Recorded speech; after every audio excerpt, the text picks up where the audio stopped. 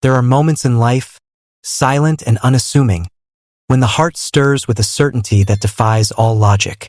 You may not have sought it, nor anticipated it, yet it comes, like a gentle whisper or a mighty roar, reminding you that your existence is no mere accident.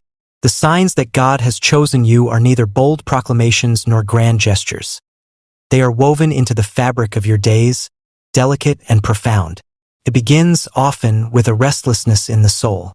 You sense, though you cannot always articulate, that there is more to life than the clamor and striving of this world.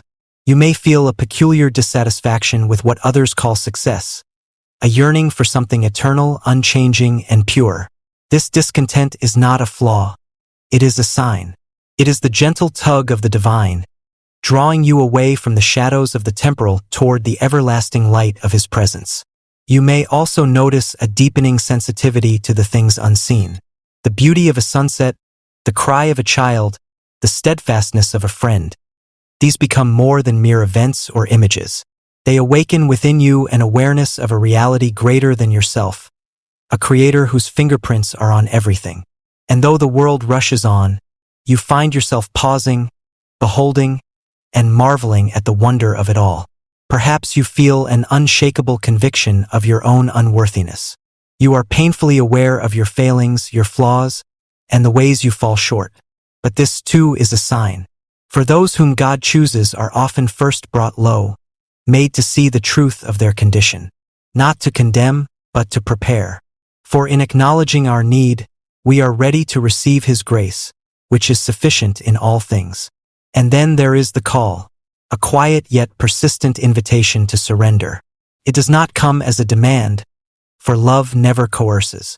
It comes as a choice offered freely. You sense it in the quiet moments when the world fades and your heart is laid bare. Will you trust him? Will you follow? Will you give your life, not to the fleeting pleasures of this age, but to the eternal purposes of the one who made you? If you find within yourself a growing love for others, even those who are difficult to love, take heart. For love is the hallmark of God's choosing. It is not born of human effort but is poured into us by his Spirit, transforming our hearts and enabling us to reflect his nature. This love compels us to serve, to forgive, to give of ourselves in ways that defy explanation. You may face trials, seasons of doubt, pain, or loss. These too are signs, though they may not feel like it. For God refines those he has chosen, shaping them as a potter shapes the clay. It is through the fire of suffering that we are made vessels of his glory, fit for the purposes he has ordained. And even in the darkest valleys, his presence is with you, a steady light in the midst of the storm. And so, if you recognize these signs in your life, take courage, for they are evidence not of your strength, but of his love. You have been called not because you are worthy, but because he is gracious. You have been chosen, not to exalt yourself, but to magnify him. And in this choosing, you will find your true self, your true purpose, and your eternal home. Throughout history, humanity has grappled with questions of meaning, destiny, and the workings of divine providence. In our moments of solitude, when the world is still and our hearts are exposed, there comes a quiet whisper, a sense that our lives are neither random nor aimless. This is the first sign that God has set his hand upon you, for the very stirring of such questions within your soul is no accident. To wonder about your purpose is to step into the shadow of his purpose.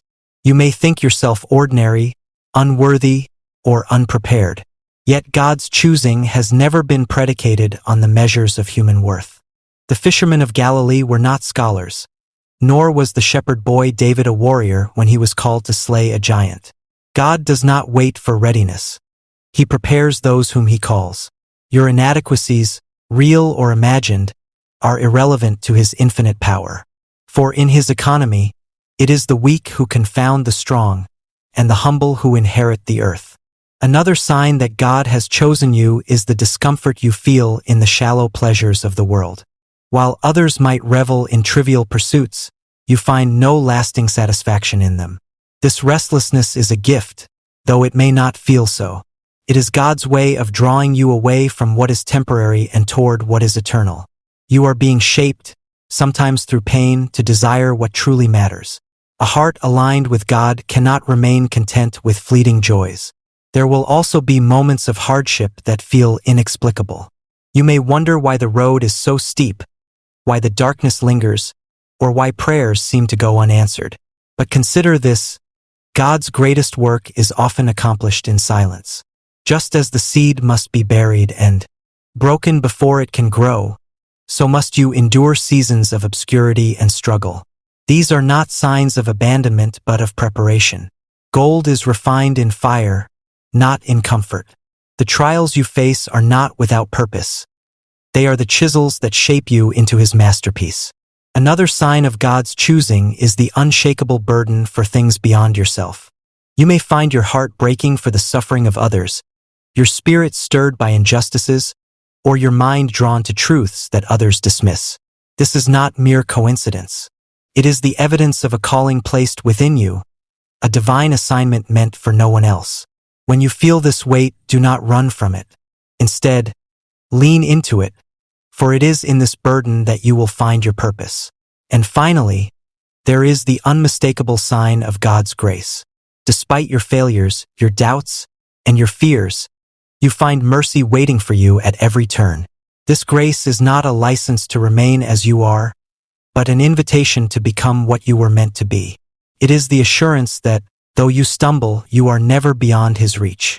Grace is both the sign and the means of your calling. It is the thread that ties every aspect of your journey together, pointing you back to the one who called you by name. In the end, the signs that God has chosen you are not found in grand visions or miraculous events, but in the quiet, persistent work of His Spirit within you. If you sense His calling, do not delay. Respond with humility and courage, knowing that the one who calls you is faithful. He will equip you for every good work and lead you into the life He has prepared for you, one marked not by worldly success but by eternal significance. For if God has chosen you, then your life is no longer your own. It is His, to be used for His glory and the good of others. And in that surrender, you will find the truest fulfillment, the deepest joy, and the greatest peace. So go forth not in fear, but in faith, for you are chosen by the one who holds the stars and your destiny in His hands. It is often in the quiet moments, the spaces between our grand pursuits, that we sense the faintest stirrings of divine purpose. You may not feel extraordinary, but remember this: God's ways are not our ways. He does not seek the strong, the powerful, or the wise by the world's standards. Instead, He calls the meek, the humble, and the broken-hearted to accomplish His will. For it is through the small and seemingly insignificant that His glory is most profoundly revealed. If you feel a longing, a deep, unshakable desire to know God, to love Him, and to serve Him, this may well be a sign of His choosing. Scripture tells us, "We love because He first loved us." This means that even our faintest desire for Him is a reflection of His desire for us. You did not choose Him first, He chose you. And in choosing you, He began a work that will not be left unfinished. There are times when you may feel burdened by the weight of suffering or the trials of this life. Do not be discouraged, for the refiner's fire is not meant to destroy but to purify. Gold is tested in fire, and so too are God's chosen ones. Suffering, though it may seem to crush us, often serves to draw us nearer to Him. The cracks in our hearts allow His light to enter, and it is in our weakness that His strength is made perfect. Consider also the moments of inexplicable grace, the times when you should have fallen yet stood, when you should have been lost yet found your way. These are not accidents. They are the subtle yet profound signs of a guiding hand, a shepherd who knows his sheep and calls them by name. He does not promise an easy path, but He promises to walk it with you. To be chosen by God is not a call to comfort but to courage. It is a call to be a light in a world that often prefers darkness, to speak truth in a culture that twists it, and to love when it is far easier to hate.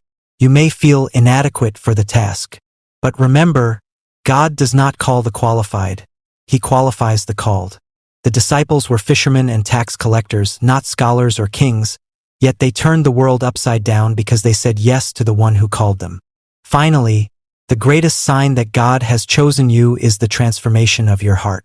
A heart that longs to forgive when it has every reason to hold a grudge, to give when it has little to spare, and to trust when all seems lost. This is a heart touched by grace. Such change is not the work of man but the evidence of God's Spirit dwelling within you. So, do not look for thunderclaps or blazing signs in the sky to know if God has chosen you. Look instead to the quiet persistence of His love, the gentle nudge toward holiness, and the unexplainable peace that comes in surrender.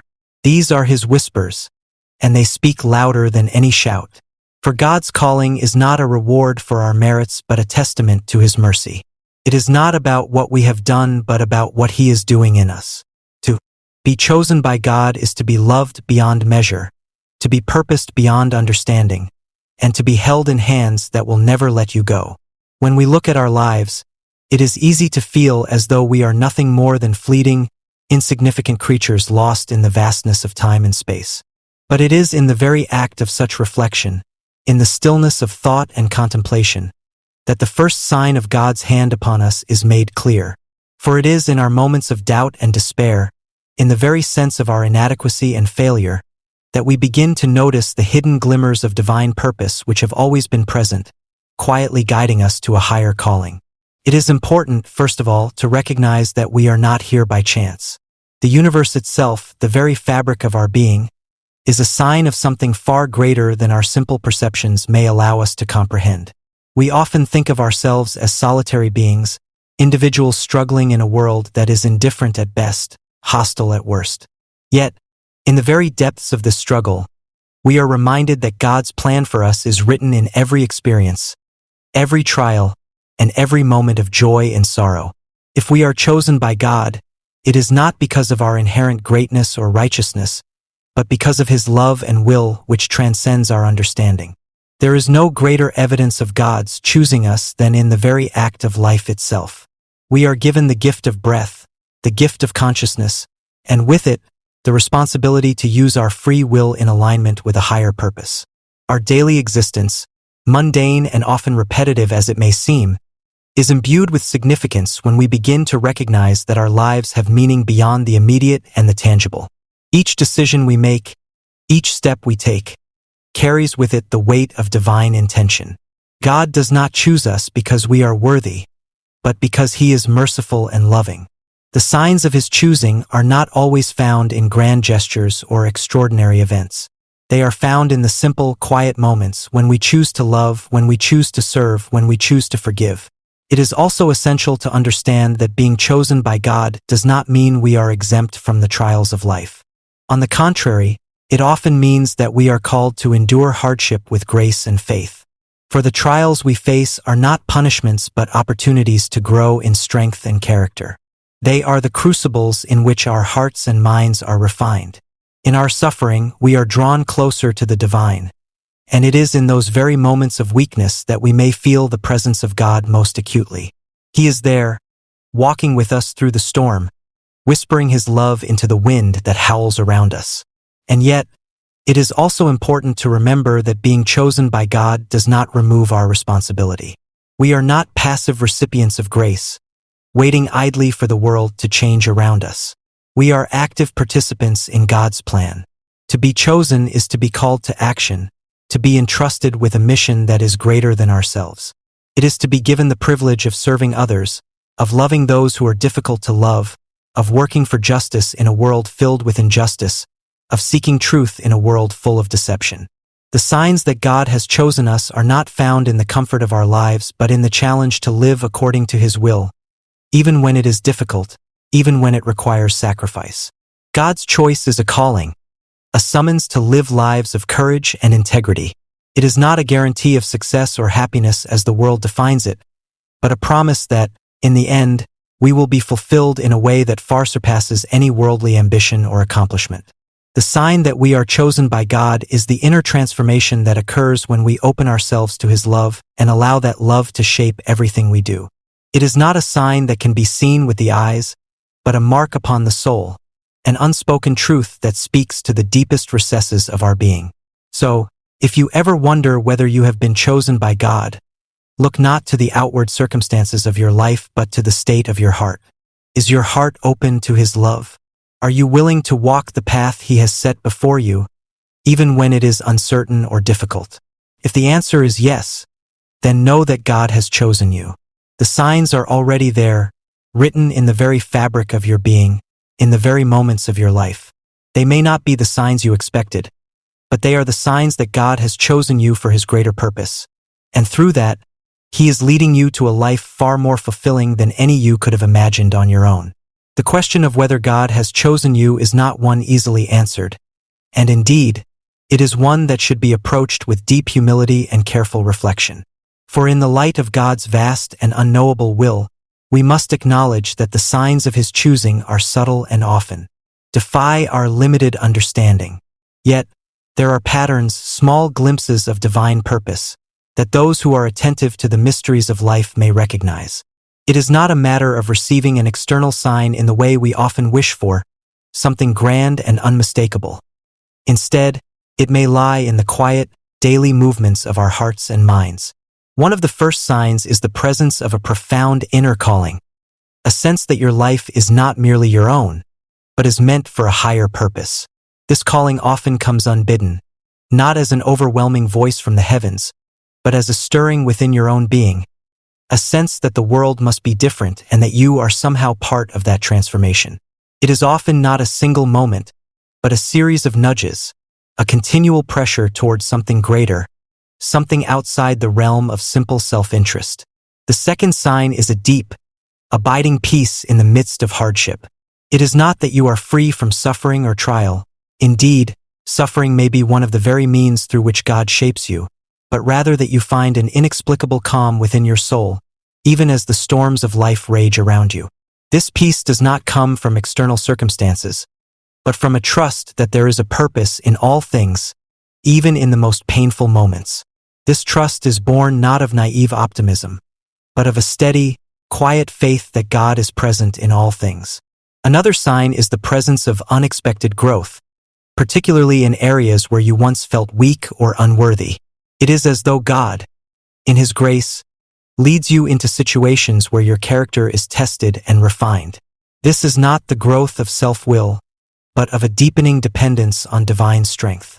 The process is often painful, but it is through these trials that you come to know not only your own limitations, but also the true strength that comes from God's choosing. A fourth sign might be the alignment of your desires with God's will.